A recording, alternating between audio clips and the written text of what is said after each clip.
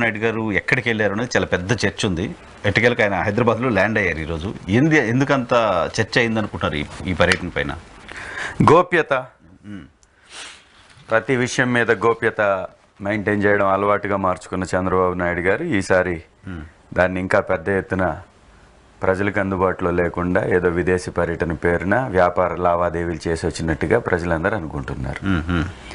గతంలో ప్రతి చిన్నదాన్ని ప్రచార పిచ్చితో హడావిడి చేసేటటువంటి చంద్రబాబు నాయుడు గారు ఇవాళ ఇంత గోప్యతని ఎందుకు ప్రదర్శించారు అంటే ఖచ్చితంగా స్కిల్ డెవలప్మెంట్ కుంభకోణంలో లేదా వేరే వేరే కార్యక్రమాల్లో దోచినటువంటి డబ్బుని జాగ్రత్తగా దాచిపెట్టి వచ్చినట్టుగా ప్రజలకైతే అనుమానాలు ఉన్నాయి.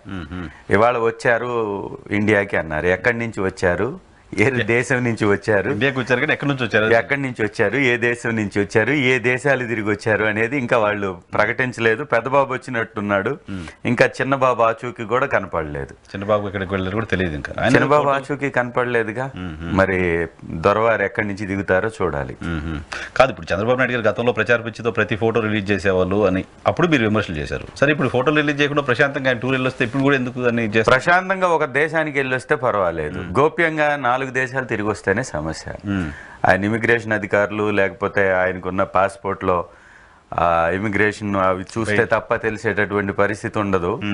ఖచ్చితంగా వారి యొక్క మిత్రులు ఉన్నారు కదా, సింగపూర్ కంపెనీల్లో భాగస్థులైనటువంటి మిత్రుల్ని కూడా గోప్యంగా కలిసి లావాదేవీలు జరిపొచ్చినట్టుగా అనుకుంటున్నారు.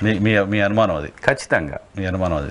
ఓకే, సరే. ఇప్పుడు దాంతోపాటు ఎలక్షన్ కమిషన్కి సంబంధించిన తీర్పైన చాలా పెద్ద చర్చ ఉంది ఆంధ్రప్రదేశ్ రాష్ట్రంలో. ఎలక్షన్ కమిషన్ పూర్తిగా తెలుగుదేశం కలర్ వేసుకుంది అని వైసీపీ ఆరోపిస్తోంది. గతంలో ఎప్పుడు లేదు ఇది. ఇప్పుడు ఎందుకు మీకు అసలు అటువంటి అనుమానాలు వస్తున్నాయి ఎలక్షన్ కమిషన్ పైన? చాలా మంచి ఇంపార్టెంట్ ప్రశ్న సార్ ఇది. తెలుగుదేశం పార్టీ బీజేపీతో పొత్తు పెట్టుకోవడానికి కారణం ఏంటి? మొట్టమొదటిగా ప్రజలందరూ ఆలోచించాలి. 1% ఓటింగ్ ఉన్న బీజేపీతో పొత్తు పెట్టుకుంటే 4% ఓటింగ్ ఉన్న ముస్లిమ్స్ వ్యతిరేకిస్తారని తెలిసినా కూడా ఖచ్చితంగా పొత్తు పెట్టుకున్నాడు. కారణం ఏంటి అంటే కేంద్ర వ్యవస్థల్ని అడ్డం పెట్టుకొని వైఎస్ఆర్ కాంగ్రెస్ పార్టీ మీద దాడి చేయడం. పథకం ప్రకారమే, పన్నాగం ప్రకారమే భువనేశ్వరి గారితో, పురంధేశ్వరి గారితో కంప్లైంట్లు ఇప్పించటం. పురంధేశ్వరి గారి కంప్లైంట్ ఇచ్చిన వెనువెంటనే ఈసీ, కేంద్ర వ్యవస్థ అయినటువంటి ఈసీ స్పందించటం, 29 చోట్ల అధికారుల్ని బదలాయించటం, వారి ఇష్టం వచ్చినటువంటి అధికారుల్ని కేటాయించటం, ఆ కేటాయించిన అధికారుల స్థలాలలోనే గొడవలు జరగడం. 8 చోట్ల ఈవీఎంలు ధ్వంసం అయితే ఒకే ఒక చోట ఈవీఎం ధ్వంసం అయిన దాన్ని పదే పదే వీడియోల్లో చూపించటం. ఆ వీడియో చంద్రబాబు నాయుడు గారి పుత్రరత్నం నారా లోకేష్ గారి దగ్గరికి చేరటం, ఆయన ఎక్స్లో పోస్ట్ చేయటం, ఆ పోస్ట్ చేసిన దాన్ని చూసి ఇక్కడ ఈసీ యాక్షన్ తీసుకోవటం, కేసులు కట్టడం, పిన్నెల్లి గారిని ఇబ్బంది పెట్టడం, ఇవన్నీ చకచకా జరిగిపోయాయి. మరి మిగిలిన 7 చోట్ల ఏమైంది? ఈసీ నిద్రపోతుందా?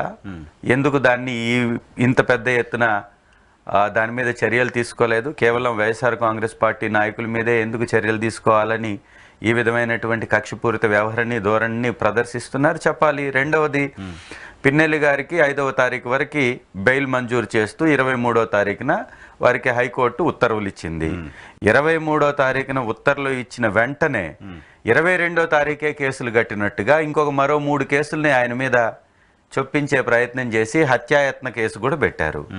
మరి 22వ తారీఖు కేసు కానీ ఫైల్ చేస్తుంటే అది ముందుగానే ఇన్ఫర్మేషన్ ఇచ్చి ఉండాలి. జ్యుడిషియల్ కస్టడీకో లేకపోతే జ్యుడిషియల్ ఎంక్వైరీకో అడుగుతున్నటువంటి వీళ్ళు దాన్ని గౌరవ న్యాయమూర్తికో లేదా కన్సర్న్ డిపార్ట్మెంట్స్కో పంపించి ఉండాలి. కానీ అది జరగలేదు.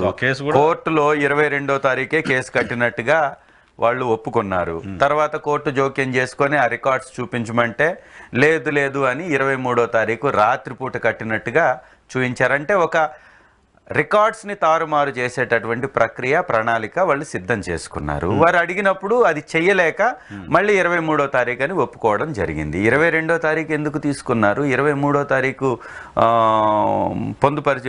రికార్డ్ చేసినటువంటి కేసుని 22 అని ఎందుకు చెప్పారు? అనేక అనుమానాలు ఉన్నాయి ఇక్కడ. 31 కేసుల్లో ముద్దాయిగా ఉన్న చింతమనేని ప్రభాకర్నేమో ఫ్రీ బార్డ్ లాగా వదిలేశారు. ఇప్పుడు ఆయనతో పాటు ఈయన కూడా వచ్చింది కదా, పిన్నెల్లి గారికి ఇద్దరికి వచ్చింది, ముగ్గురికి వచ్చింది. తెలుగుదేశం వారికి ఇద్దరికి, పిన్నెల్లి గారికి ముగ్గురికి వచ్చింది. వస్తే వారిద్దరిని మాత్రం తెలుగుదేశం వారిని ఫ్రీ బార్డ్ లాగా వదిలేశారు. పిన్నెల్లి గారిని మాత్రం కౌంటింగ్ దగ్గరకు పోనివ్వకుండా అడ్డుకునే ప్రయత్నం చేయడంలో భాగంగా వారి మీద ఇంకొక అదనంగా 3 కేసులు కట్టి వారిని ఇరికించే ప్రయత్నం చేశారు. గౌరవ హైకోర్టు అడిగినప్పుడు వారు చూయించలేక చేతులు ఎత్తేశారు. 23వ తారీఖు జడ్జిమెంట్ వచ్చిన తర్వాత రాత్రి సమయంలో దాన్ని కేసుల్ని కట్టినట్టుగా గుర్తించడం జరిగింది.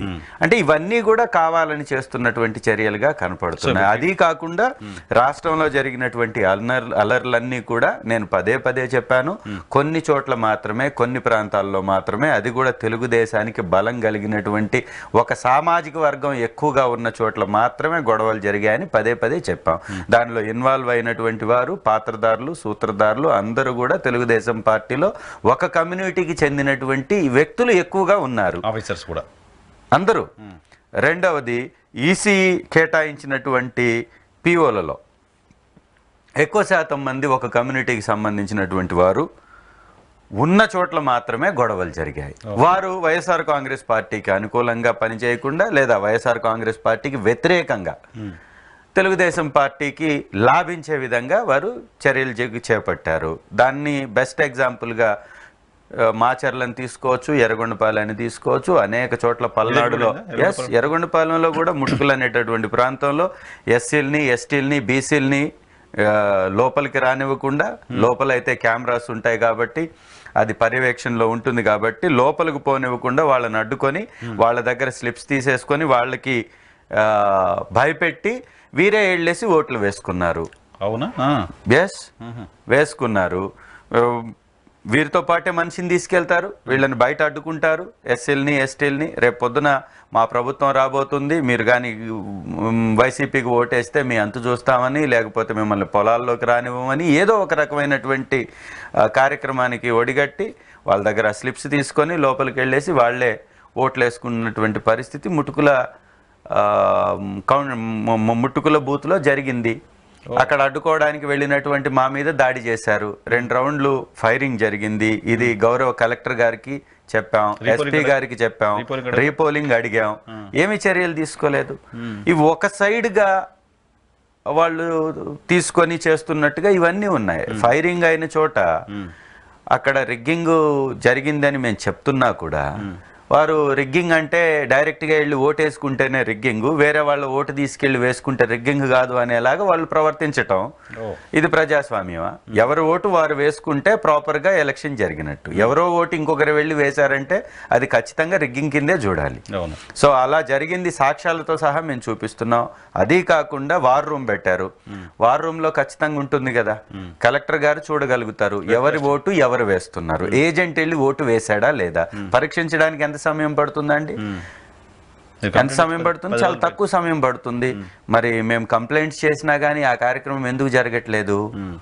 ఎందుకంటే తెలుగుదేశానికి లాభించే కార్యక్రమం జరిగింది కాబట్టి కేంద్ర సంస్థలు, కేంద్ర వ్యవస్థల్ని అడ్డం పెట్టుకొని చంద్రబాబు నాయుడు ఈ దుర్మార్గాలకు పాల్పడుతున్నాడు అనే దానికి ఇవే బెస్ట్ ఉదాహరణలు. ఎగ్జాంపుల్స్ చెప్తున్నారు కానీ ఇవన్నీ ఓటమికి వైసీపీ కారణాలు ఎత్తుక్కుంటోంది అనే విమర్శను కూడా ఫేస్ చేస్తున్నారు. సార్, చంద్రబాబు నాయుడు ఓటమి అంచులా నిలబడి ఉన్నాడు కాబట్టే ఆయన కారణాలు వెతుక్కొని గొడవలు సృష్టించి ఆ గొడవల్లో పబ్బం గడిపేటటువంటి కార్యక్రమం చేశాడు.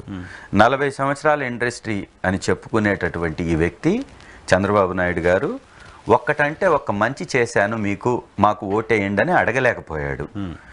మేము మంచి చేస్తేనే ఓటేయండి అని మేము అడుగుతున్నాం. దీనిలో వారు ఓడిపోయారు. ఈ కాన్సెప్ట్లో అతనికి గెలిచే అవకాశాలే లేవు. కాబట్టి కేంద్ర వ్యవస్థలను అడ్డం పెట్టుకోవాలి, డబ్బుతోటి ఓటర్లను కొనాలి, భయపెట్టాలి, ఓట్లు వేయకుండా అడ్డుకోవాలి. ఈ విధమైన కార్యక్రమం ద్వారా కొంత లాభపడవచ్చు అనేటటువంటి కార్యక్రమం అవన్నీ చేశాడని చెప్పి చేశాడు. అవన్నీ చేసినప్పుడు ఆయనకు అడ్వాంటేజ్ ఉంటుందిగా. అంటే ఒక కమ్యూనిటీ లేకపోతే కొంతమంది వ్యక్తులే ఓట్లు వేసినంత మాత్రాన, కొన్ని చోట్ల ఓట్లు వేసినంత మాత్రాన రాష్ట్రంలో మొత్తంలో వారు గెలవరు కదా. సో ఇప్పుడు పర్టికులర్ ఇటువంటి అటెంప్ట్ చేసిన దగ్గర అయితే ఖచ్చితంగా అలాంటి చాలా చోట్ల అటెంప్ట్ చేశారు. చూసిన దగ్గర మాకు నష్టం జరుగుతుందని పదే పదే చెప్పాం. అయినప్పటికీ కూడా కొన్ని బూతుల్లో మాత్రమే చేయగలిగారు. మిగిలిన చోట్ల ఖచ్చితంగా వైఎస్ఆర్ కాంగ్రెస్ పార్టీ ఏజెంట్స్ అడ్డుకున్నారు వారిని. కాబట్టి అలాంటి ఇబ్బంది లేదు. వారి హడావుడి బెట్టింగ్లు ఈ రకమైనటువంటి చర్చ ఎందుకు వస్తుంది అంటే కారణం